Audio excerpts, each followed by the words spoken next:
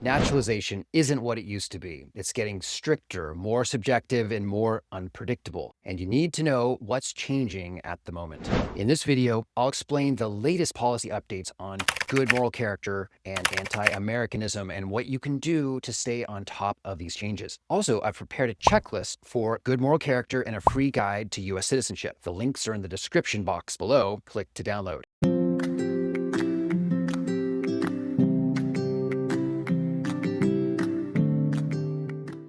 Hello, everyone. I'm Erick Widman, an attorney at Passage Immigration Law. We have offices in Oregon, Washington, and California. You can visit our website at passage.law to set up a consultation or subscribe to our free newsletter for regular updates, tips, and the latest immigration insights. First off, the good moral character change. In August 2025, USCIS released a memo updating how officers evaluate good moral character. Before, the rule was pretty simple. Stay out of serious trouble, no felonies, no repeated criminal activity. But now, officers look at both the good and the bad in your life. In the memo, it says USCIS officers must account for an alien's positive attributes and not simply the absence of misconduct. That means having a clean criminal record is no longer enough. You also have to prove your positive contributions to the community. Also, the language in the memo is vague. It lacks clear definitions on how much weight to give positives versus negatives, or what thresholds apply. That means two officers could reach different outcomes for the same applicant. For example, someone with a DUI 10 years ago but strong tax compliance and volunteer work might be approved by one officer and denied by another. So what should you do? Don't rely on the officer to fill in the blanks. Bring organized proof of your positive contributions. And here are the documents you should prepare. Pay stubs or work records showing steady employment. Tax records showing you filed and paid on time, including any overdue taxes. Letters from community groups, religious organizations, or volunteer programs showing your volunteer work. But if you have family responsibilities, be sure to also provide records of helping or supporting children or family members, like school or caregiving involvement. Proof you've paid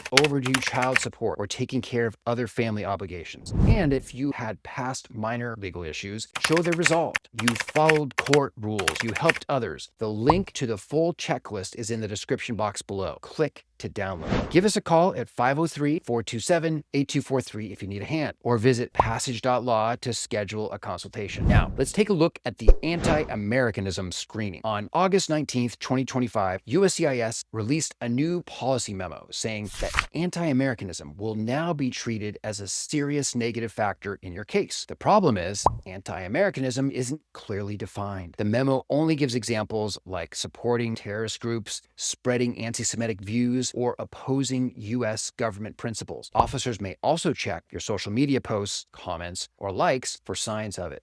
Because the rules are so vague, officers now have a lot of power and may make quite subjective decisions. One officer might see your case as fine, while another could deny you for the same situation. To protect yourself and reduce the risk of problems, here's what you should do. Number one, review your social media and online presence. Make sure your public posts, comments, and affiliations don't show support for terrorist groups, extremist views, or hostility towards the U.S., its government, or its citizens. And remove anything that could be misinterpreted. Number two, be honest on applications. If USCIS asks about past statements, organizations, or activities, of course answer truthfully. Do not try to hide past associations, but be prepared to explain them clearly and factually. Number three, consult an immigration attorney. Legal guidance is critical because being anti-American isn't clearly defined. An attorney can help you review your application, social media, and documentation to reduce the risk of delays or denials. Naturalization is evolving. USCIS is now looking more closely at good moral character, monitoring for anti-Americanism, and even planning a tougher citizenship test in 2026. The process is stricter, more detailed, and more subjective than ever before. But